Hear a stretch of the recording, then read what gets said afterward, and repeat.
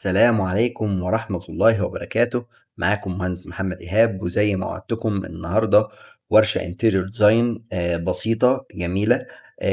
هنتعلم فيها حاجات جديدة. نبدأ نطبق واحدة واحدة، مش هيبقى فيها موديلنج كتير، مش هيبقى فيها إعدادات كتير. الفكرة إن احنا بس نبدأ نطبق بإيدينا أكتر من النظري. إن شاء الله كل جمعة هنعمل ورشة بسيطة كده، نتعلم فيها أوامر جديدة، نتعلم فيها حاجات أكتر عن الموديلنج، نتعلم حاجات اكتر عن اللايتنج، عن الريندر، عن البوست برودكشن.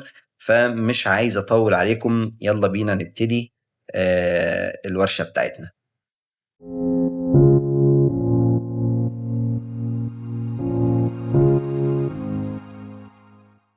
طيب، كوباية القهوة بتاعتك او كوباية الشاي او مشروبك المفضل، وبسم الله نبتدي. طيب، هنبتدي بان احنا اول حاجة هنظبط اليونت سيت اب بتاعنا من قائمة كاستمايز يونت سيت اب. هنظبط الوحدات بتاعتنا، هنخليها بالسنتيمتر، بالسيستم يونت سيت اب هنخليها سنتيمتر برضه. طيب، هنبتدي من قائمة كرييت جيومتري، نعمل بلان بسيط. البلان ده هنديله أبعاد، خلينا نقول 450 في 500. تمام، ظبطنا البلان بتاعنا. هنضغط جي في الكيبورد عشان نشيل الجريد، أنا ما بحبهاش بصراحة. طيب، هنحولها لإديتابل بولي.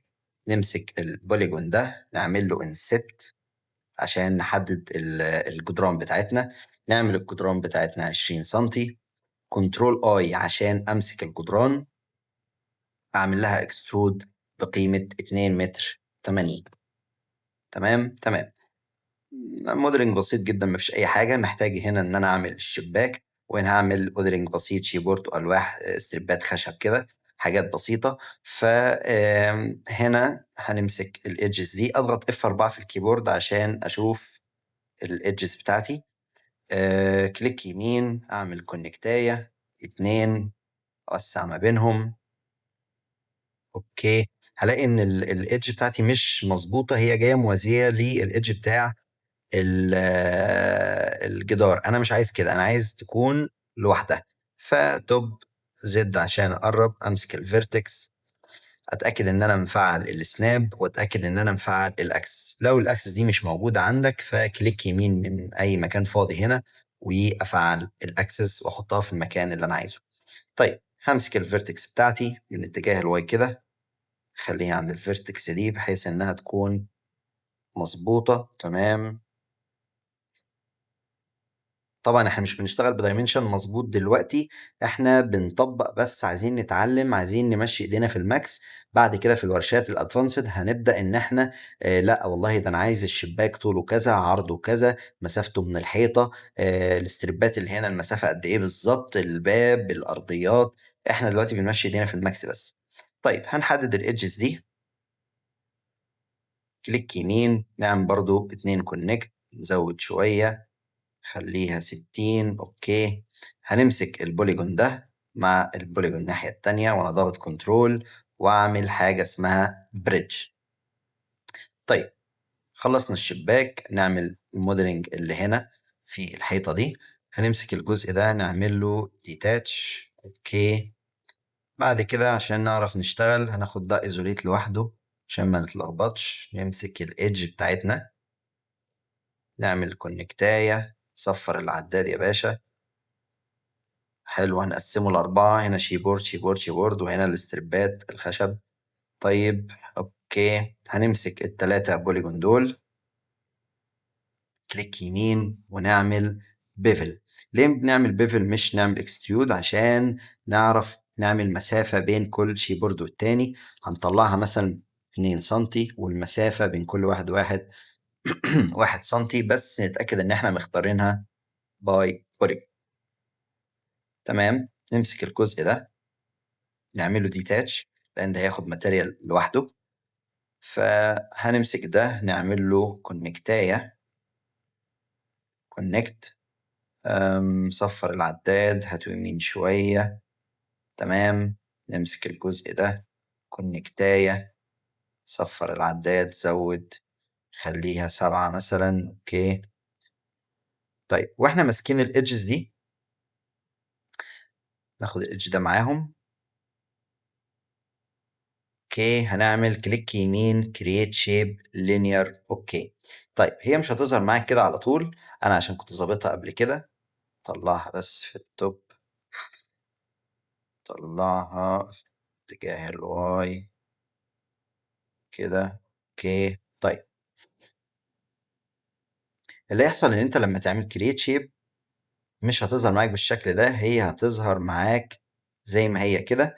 الفكرة بقى ان انت هتمسكهم وعند الريندرنج تعمل enable الريندر enable in viewport، وبدل ما هي radial هتخليها rectangular، وتظبط المسافات بتاعتها، نعملها مثلا 3 في 3.5، فتطلع معاك بالشكل ده. طيب موديلنج بسيط جدا لحيطة ما عملناش فيه أي حاجة. end isolate. تمام.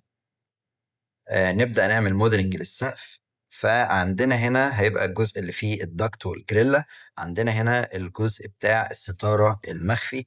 طبعا احنا مش هنعمل المشروع كامل عشان يعني انت بتطبق بس بتتعلم. هنا يبقى فيه تلفزيون، في باب، فمش هنعمل كل حاجة. انا عايزك بس تمشي ايدك معايا جوه ال 3 اس ماكس. دي ورشة بيجنر جدا، لكن بعد كده اوعدكم هتبقى حاجات ادفانسد، هتبقى حاجات كاملة بالملي محسوبة كل حاجة. طيب نبدأ نعمل السقف بتاعنا من التوب، نعمل بلان بسيط كده. تمام. تمام. نعمل له ايزوليت، نحوله ل editable بولي، نمسك البوليجون. احنا شغلنا كله من تحت. ده الوش بتاع البوليجون، ده ظهره، الغامق ده بيبقى الظهر، الفاتح الوش. انا محتاج الوش وهو اللي تحت عشان انا هشتغل بالشغل كله هنا. فكليك يمين فليب نورمال، فبقى الظهر هو اللي فوق والوش اللي تحت. حلو قوي. نبدأ نقسم السقف بتاعنا. كليك يمين كونكتاية. تمام. أنا عايز دي 80 سنتي مثلا من هنا، فخليني أحطها في الإكس، هقول له -80 عشان يجي شمال. حلو قوي. نفس الكلام هنا، عايز بقى بتاعت الستارة كونكت. جميل. أجيبها هنا، عايزها تيجي مثلا 20 سنتي في اتجاه اليمين. اوكي. نفس الكلام انا عايز مع الإدج دي مع الإدج دي.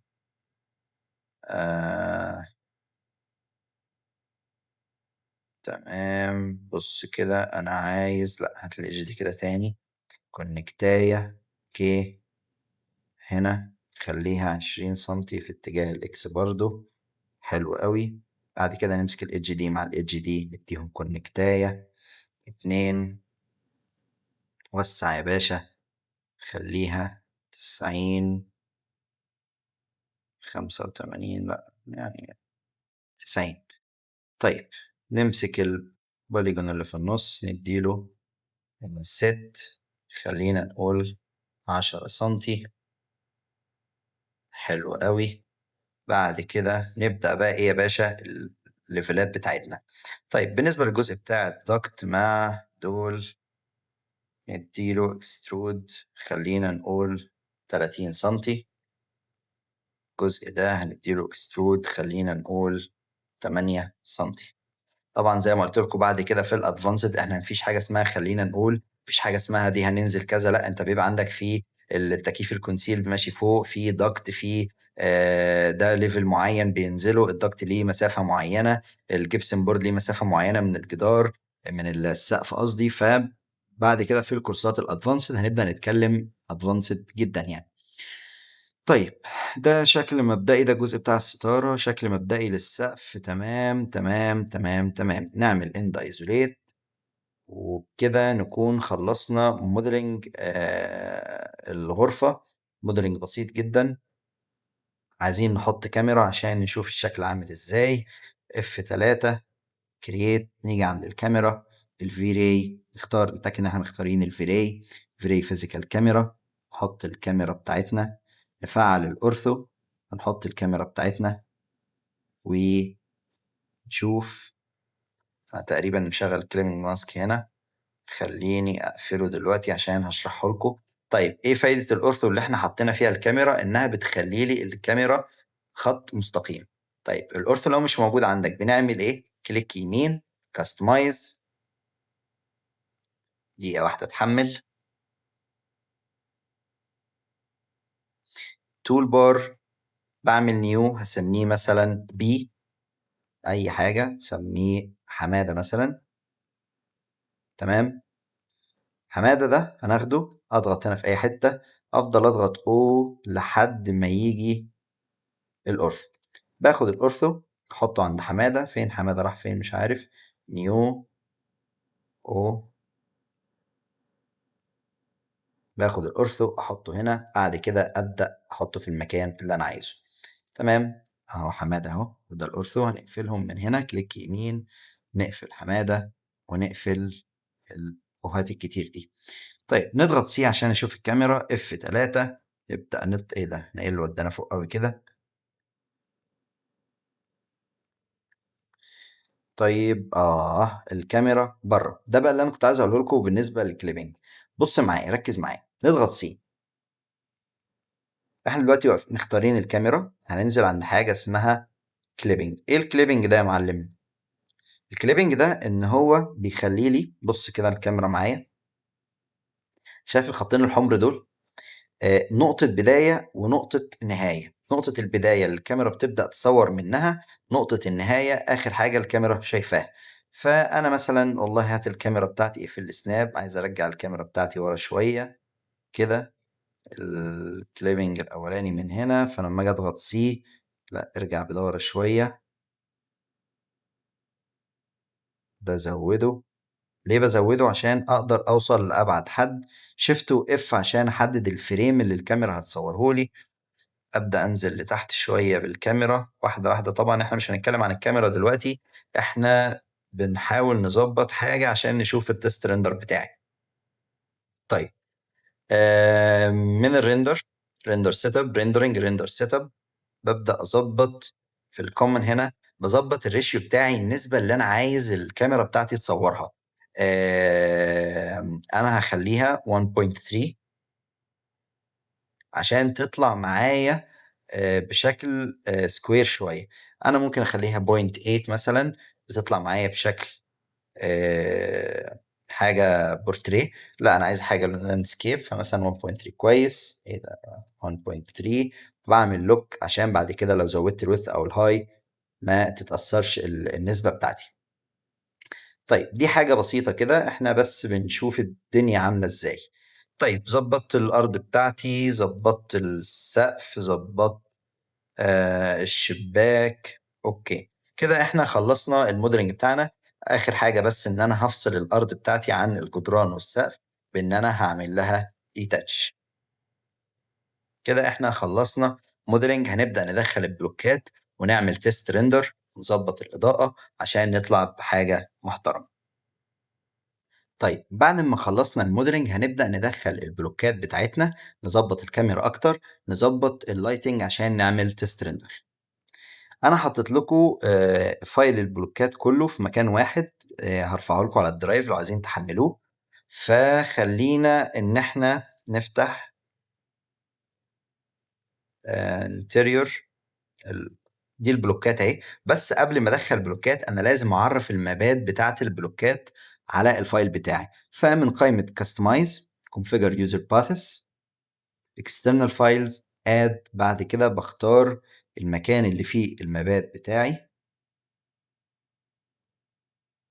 المابس اهي، بقول add use path. اوكي دخلت المابات بتاعتي، فمش هيحصل معايا اي مشاكل وانا بدخل البلوكات. طيب نيجي بعد كده ناخد البلوكات بتاعتنا، كل اللي هنعمله ان احنا هنسحبها ونحطها هنا ونعمل ميرج فايل.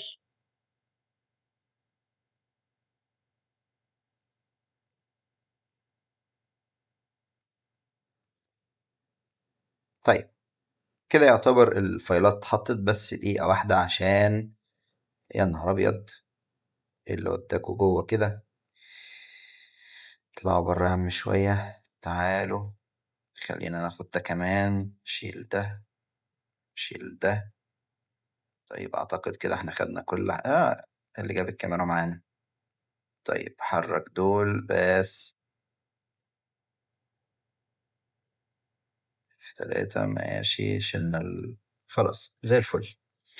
طيب هنبدأ ندخل البلوكات بتاعتنا. نبتدي مثلا ان احنا أنا عايز أحط الشباك الأول. خلينا ناخد الشباك وخلينا ناخد الجزء بتاع الجدران نعمل لهم ايزوليت مع بعض.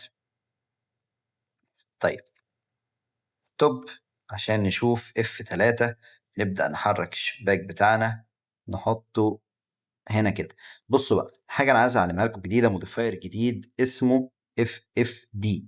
إيه ال FFD ده؟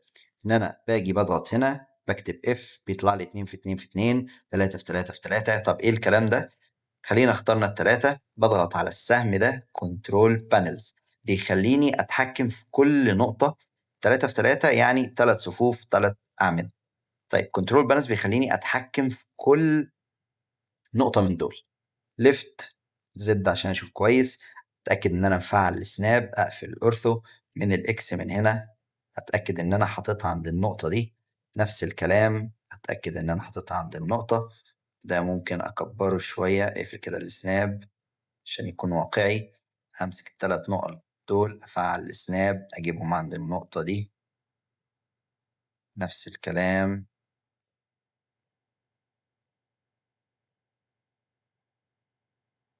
بس أنا كده حطيت الشباك بتاعي بحاجة اسمها FFD. ده لما يكون عندي مثلا حاجة شباك زي ده والفتحة عندي أكبر أصغر أقدر أتحكم في الشباك بتاعي، أخليه زي الفتحة اللي أنا عايزها بالظبط. طيب نعمل اند ايزوليت. خلاص احنا حطينا الشباك بتاعنا. ابدا احط البلوكات بتاعتي. توب اجيب مثلا الدولاب في الاول ادخله جوه كده، اقفل السناب. F3 عشان اشوف اعمل له روتيت يعني اوتو سيف. ما ننساش نعمل كنترول اس كل شويه عشان صدقني انا ندمت كتير على موضوع الاوتو سيف ده، واعتقد كلنا مرينا بالحاجات دي. طيب استنى الاوتو سيف يخلص.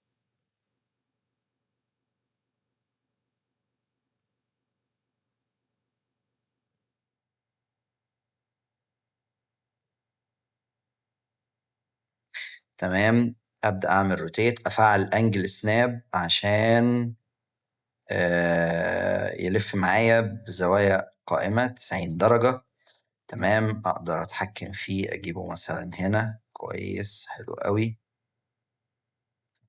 أدخل السرير، بس السرير عندي متقسم، لأ أنا عايز أعمله كله جروب واحد عشان يتحكم فيه كله مرة واحدة.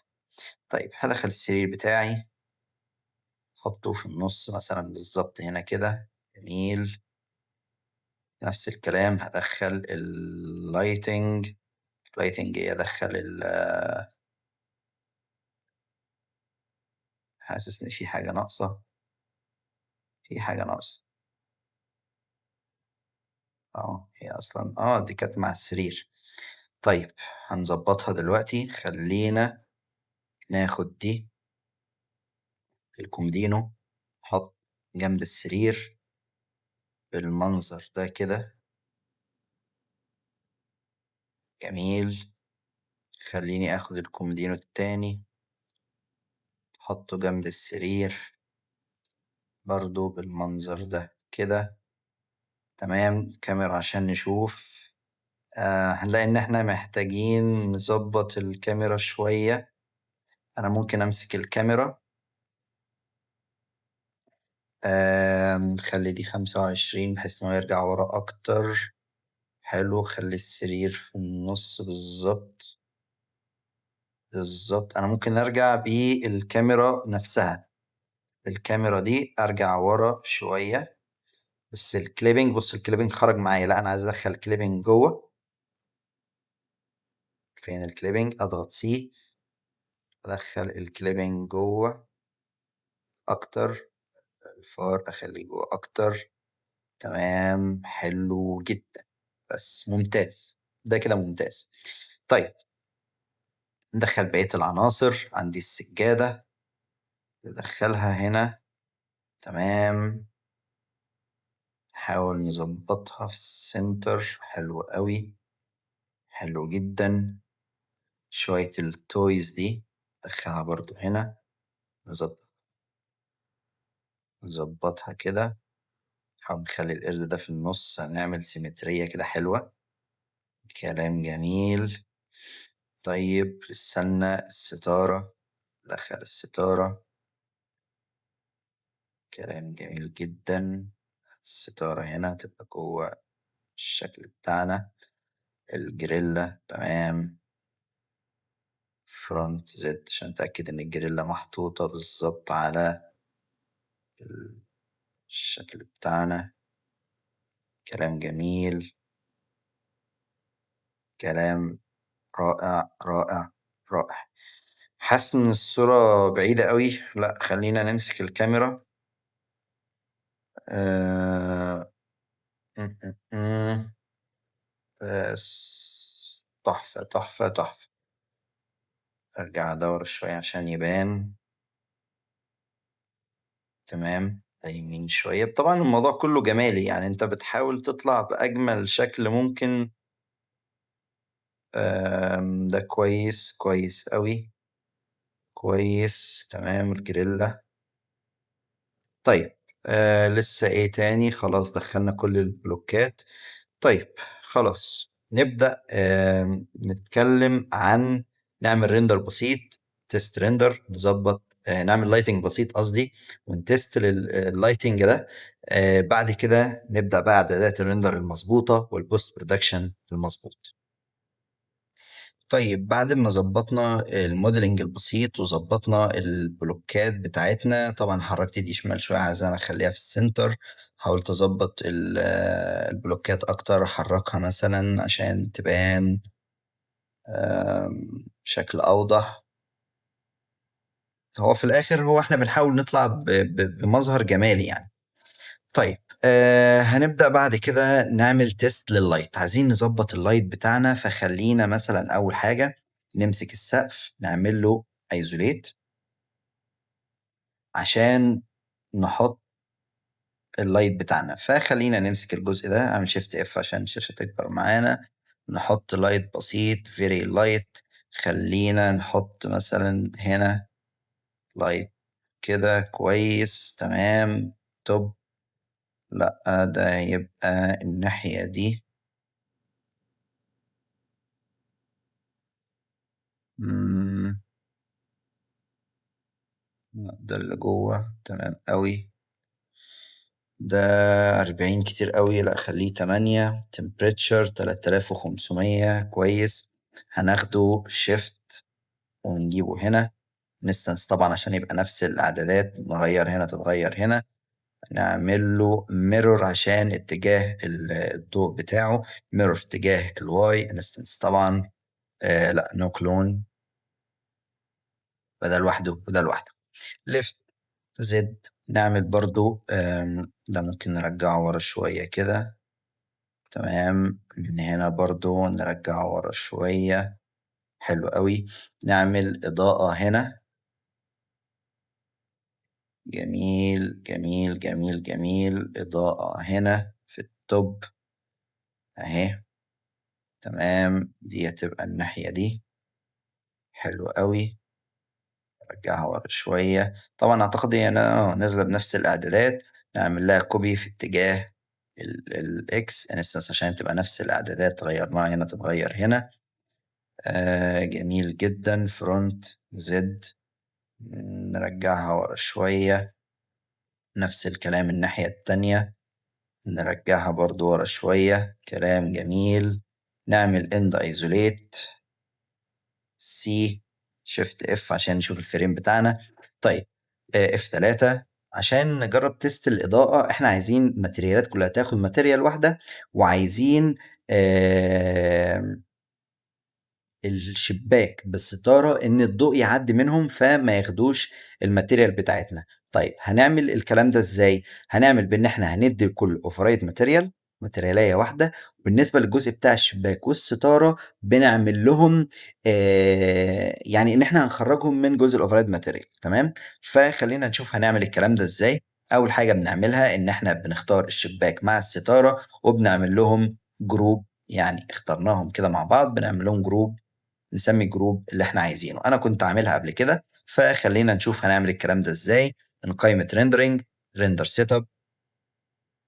فبنيجي عند الاوفرايد ماتيريال في راي جلوبال سويتش نحول كله الادفانسد. بعد كده اوفرايد ماتيريال بنختار الفي راي material. بعد كده بنعمل له exclude ل 0 1 اللي انا سميته كده. تمام تمام. طيب احنا ما حطيناش اي اضاءة خارجية، فخلينا نحط بلان بسيط very light plan. لا احنا عايزينه بقى color لونه ابيض. تمام. نعمل البلان هنا مثلا بالشكل ده. حلو قوي. نرجعه ورا شوية، نطلعه فوق، نلفه لفة بسيطة كده. كويس. نطلعه فوق أكتر كده. نكبره. كل ما يكبر طبعا كل ما مستوى الإضاءة هيبقى مظبوط. فهنديله في الأوبشنز هنا نخليه invisible. نتأكد إن هو invisible عشان ما يبانش معانا. نجرب نعمل تيست ريندر كده. كلام جميل. وضحت شوية الإضاءة فوق، بس احنا عايزين الإضاءة تبقى أكبر من كده. فاحنا قدامنا حالين إن احنا نزود الإضاءة، بس ده ممكن يعلي لي البيرن فاليو بتاعي، هتخلي تحس إن في مناظر محروقة. أو ممكن الحاجة التانية إن احنا نعملها إن احنا من هنا نعمل سيلكت كاميرا، هنزود الأيزو، وهنقلل الشاتر سبيد، وهنقلل الاف نمبر. طبعا كل ده انا هشرحه بالتفصيل في كورس ال 3 دي اس ماكس للبيجنرز، لكن احنا هنا بنطبق، فطبق وتعلم. طيب نعمل تيست ريندر تاني. بص تلاقي الاضاءة كلام جميل وضحت معانا وزادت بنسبة حلوة. خليني بقى اعمل ايه؟ لا انا عايز ازود الاضاءة اللي بره شوية. هي كام دلوقتي؟ 8. لا احنا هنخليها مثلا 30. احنا بنجرب. كلام جميل. طيب كويس جدا. عايزين نعمل بقى حاجة خلفية ورا الشباك ده، منظر طبيعي. طيب هنعمل المنظر الطبيعي ده ازاي؟ ركز معايا. بص يا باشا، هنيجي من هنا نعمل مثلا بوكس توب زد. خلينا نعمل ريكتانجلر احسن. من هنا. تمام. بي نعمل له اكسترود. اتأكد ان هو ظاهر. هو ليه مش ظاهر؟ ليه مش يا ابني ليه مش ظاهر من الشباك؟ بص احنا ماسكين الكاميرا. بص الكليبنج جايب الاخر هنا. لا احنا عايزين نزود الكليبنج شوية، فهنزود الكليبنج للاخر. هتلاقي البوكس ظهر معانا. بص كده. كده ايوه. بس هتلاقي البوكس ظهر معانا. نبدأ ان احنا البوكس ده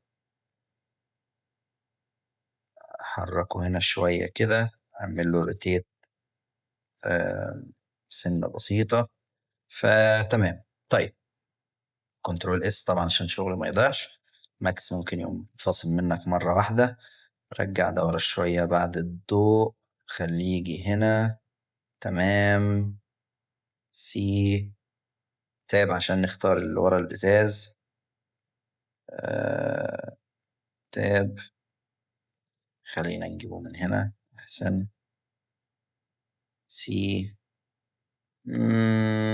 ماشي زي الفل. انزل تحت شوية. طيب زي الفل. حطينا الخلفية بتاعتنا. هبدأ أديها ماتيريال إضاءة. هجيبها إزاي؟ من هنا بعمل حاجة اسمها Very Light Material.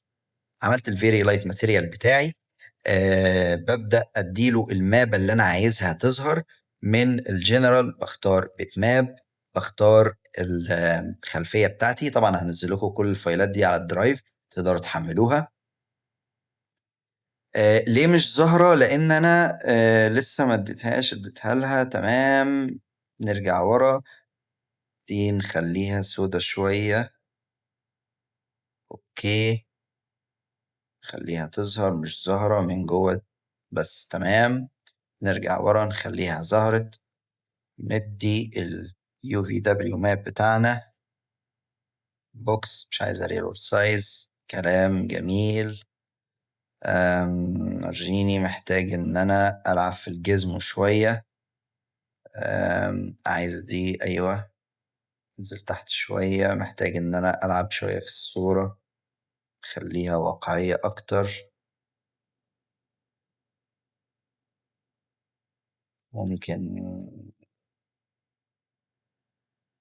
طبعا هي اذواق بقى، انت بتظبط.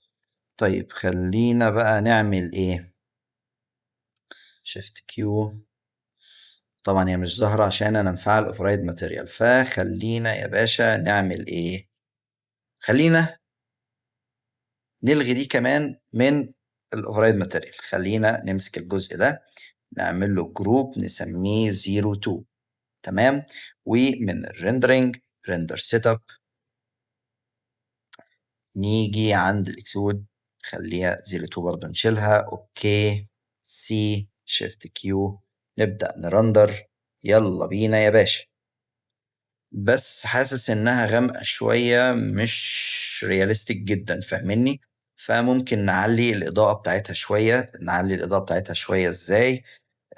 من الام، هنا ممكن نزودها نخليها 5 مثلا. بص تلاقي نورت أكتر. فنعمل تيست ريندر تاني نشوف. يلا بينا. ده الكلام الموزون. ده الكلام الموزون، وتحس إنها الرياليستيك بتاعتها تحفة. إضاءة جميلة، إضاءة. طيب كده احنا خلصنا الجزء بتاع اللايتنج. عايزين بقى نبتدي نحط الماتريالات مع بعض ونشوف الجمدان بقى. يلا بينا.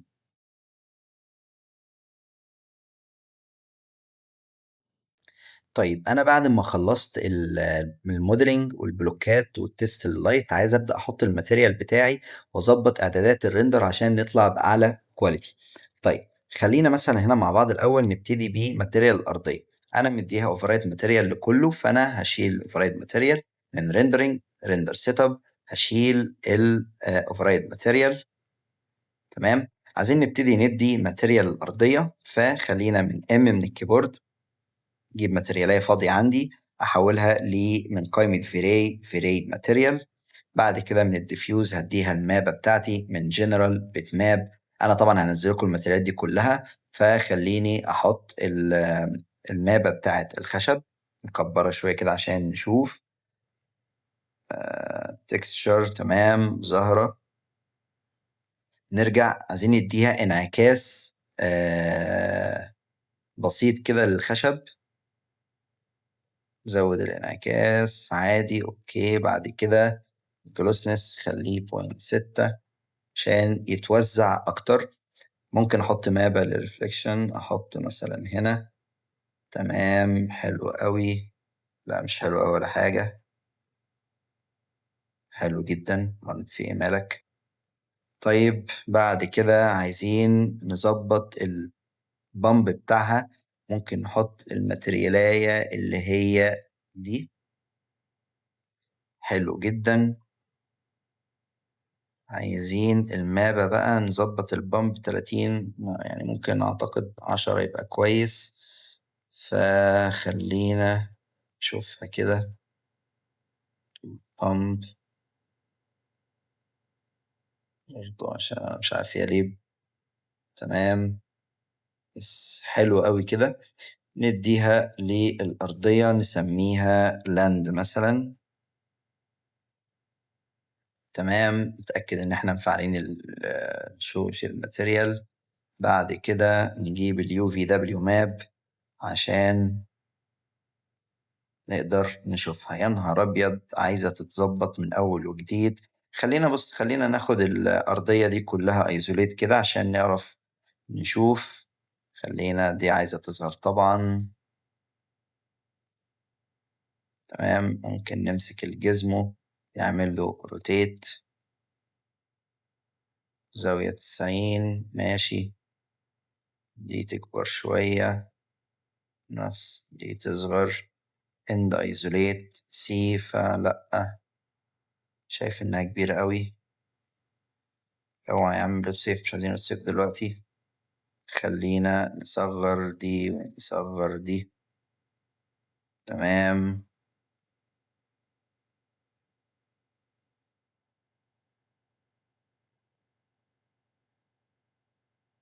ماشي كده، ممكن تكون كويسة. تمام، نبدأ نمسك بقى عندنا الشيبورد هنا وعندنا الخشب. اختصارا للوقت أنا ناخد نفس الماتيريال بتاع الخشب اللي هنا للخشب اللي هنا، وناخد الشيبورد بنفس الماتيريال اللي هنا. فهنفتح قائمة ام، نعمل بيك ماتيريال للجزء ده، ونعمل برضو بيك ماتيريال للجزء ده. الجزء ده هنديله الخشب دي الماتيريال، الجزء ده هنديله الماتيريال ده. أما بالنسبة للسقف والحيطان فده هنعمل لها ماتيريالية محترمة. نيجي من هنا فيري ماتيريال، بيتماب، ناخد الوول بلاستر. اوكي، طيب احنا هقول لك حاجة حلوة أوي. احنا ممكن بص كده، شيل ده لون، خليه مثلا 188 لون أبيض.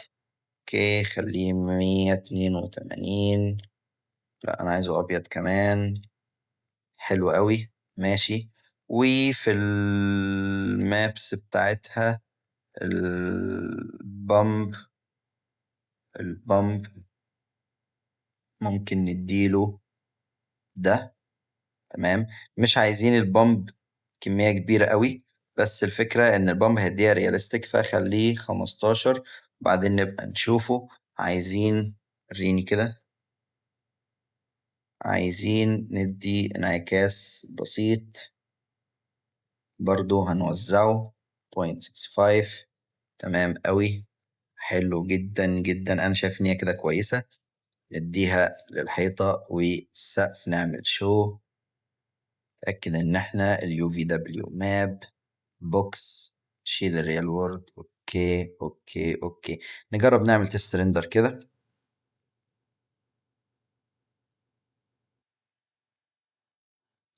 طيب انا شايف ان الدنيا كويسة، محتاج ازود شوية اضاءة، محتاج الساتوريشن بتاع الخشب ان هو يقل شوية، هيديني كواليتي احسن. فخلينا نجرب كده مع بعض.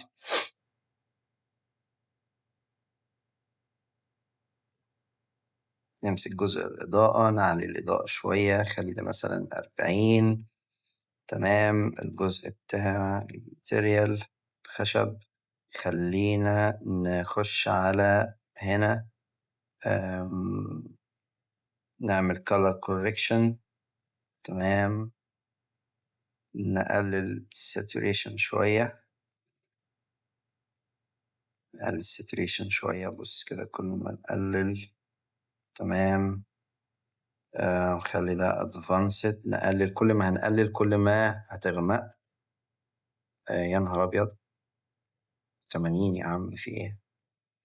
80. بص هي كانت 100 كده فاتحة، لأ أنا هخليه 80 شوية أغمق. والساتوريشن زي ما قلت لك هنقلل أكتر. تمام، أنا شايف إن كده كويس. نشوف تاني، نعمل شيفت كيو. يا سلام يا سلام يا سلام. طيب كده نكون خلصنا جزء الماتيريال. هنبدأ بقى نعمل إعدادات ريندر محترمة. نبدأ نطلع الصورة ونظبط لها الاكسبوجر بتاعها، اللايت ميكس، ونعمل لها حاجة محترمة كده نطلعها. طيب احنا خلصنا خلاص الورشة بتاعتنا. محتاجين بقى نظبط اعدادات ريندر محترمة عشان نطلع بكواليتي كويسة. قبل ما نبدأ اعدادات الريندر انا بس عايز اقول لكم على تريكاية كده تستخدموها. بص الماتيريال البلاند قصدي، احنا ممكن نديله مابة. دي بقى خدعة كده في النص. هنديله مابة اللي احنا مستخدمينها في الخلفية بتاعتنا. فمثلا عندنا الماكس هنا، interior الماب دي، هنديله المابة دي بحيث يديلي الإضاءة اللي داخلة تكون نفس اللي بره. يعني بص كده، تبدأ تديني إضاءة كأن احنا في العالم اللي بره ده فعلا. فدي تريكاية كده ممكن نزودها. طيب نبدأ بقى بإعدادات الريندر. نخش على الريندرينج، ريندر سيت اب.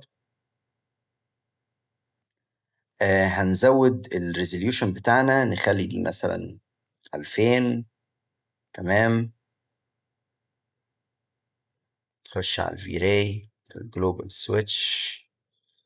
مفيش حاجة نعملها هنا. subdivision خليها زي ما هي، التايب خليه expressional. تمام. البرايت مالتبلاير خليهم زي ما هم، مش هنعمل فيهم اي حاجة. عموما دي احنا ممكن نقللها شوية عشان الإضاءة بتاعتنا ما تبقاش محروقة، بس احنا مش حاطين إضاءات كتير، مش حاطين لايتس كتير تفرق معانا قوي، فخليها زي ما هي. تمام. ثانية واحدة.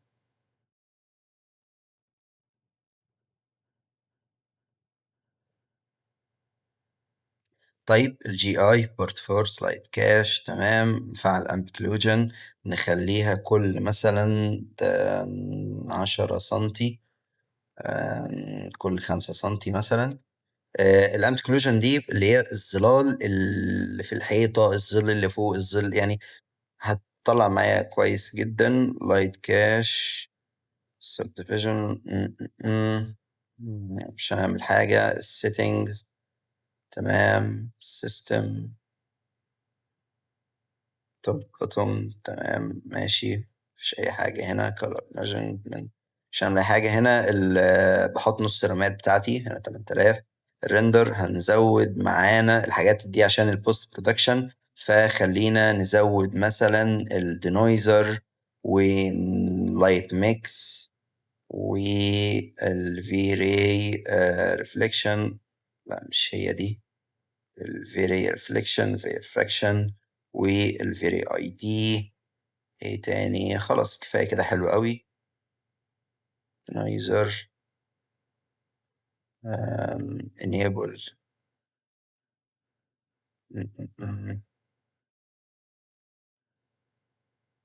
طيب خلاص، شايف ان كده حلو قوي، خلينا نجرب.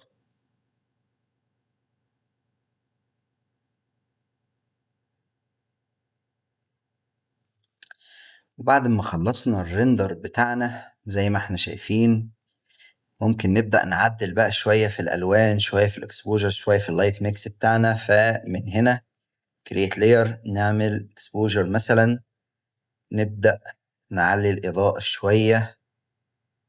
مش عايزين يبقى فيه حرق هنا، فهنقلل highlight burn كده. تمام كده كويس. نزود الاكسبوجر شوية. extract، لا لا لا بس. تمام. ممكن نزود كمان saturation. لا، رجعها زي ما كانت. طيب saturation عايزين نزود ألوان بنسبة بسيطة خالص.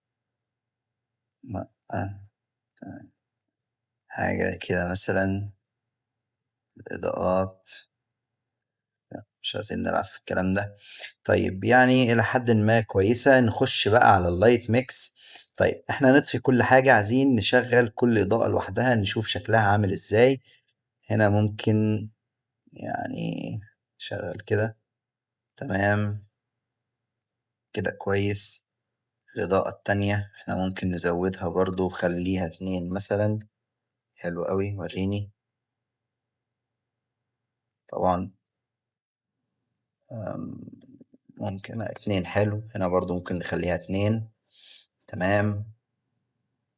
بعد كده الفيري لايت اللي فوق، عايزين نعمل ايه؟ شوية.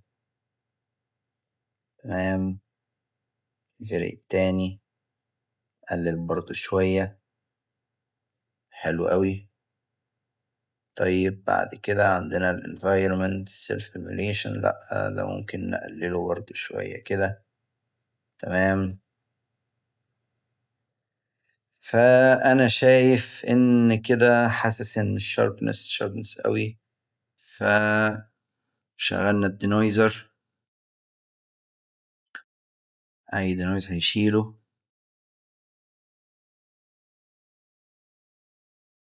دقيقة واحدة.